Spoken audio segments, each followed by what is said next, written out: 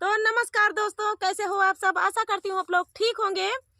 तो आज हम दोनों बहनें सुनाएंगी आप सभी को। ये मेरी जेठानी है, तो जबरदस्त नाच गीत सुनाएंगी आप सभी को। कैसा लगा कमेंट में बताना दोस्तों। बहुत ही चटाकेदार नाच गीत है, तो देर न करते हुए चलिए सुनाते हैं।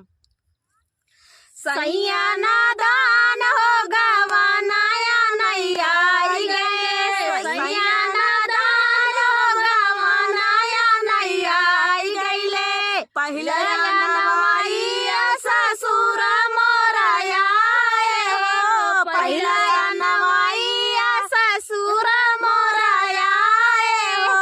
ओनहु का खेदब जैसे, ओनहु का खेदब जैसे बन का सियार हो गवानाया नैया आई गए। सैया नादान हो गवानाया नैया आई गए, सैया नादान हो गवानाया नैया आई गए। दूसरा नवाइया जेठ मोराया हो, दूसरा नवाइया जेठ मोराया हो। पीटब जैसे ओनहु का पीटब जैसे सनई पुराण हो गवानाया नैया आई गए। सैया नादान हो गवानाया नैया आई गए।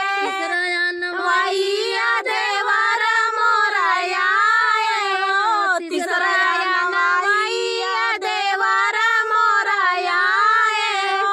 ओनहु का खेदब जैसे, ओनहु का खेदब जैसे कुकुर बिलार हो गवानाया नैया आई गए। सैया नादान हो गवानाया नैया आई गए। चौथा नवाइया बालामा मोराया हो, चौथा नवाइया बालामा मोराया हो। ओनहु का पूजब जैसे, ओनहु का पूजब जैसे श्री भगवान हो गवानाया नैया आई गए।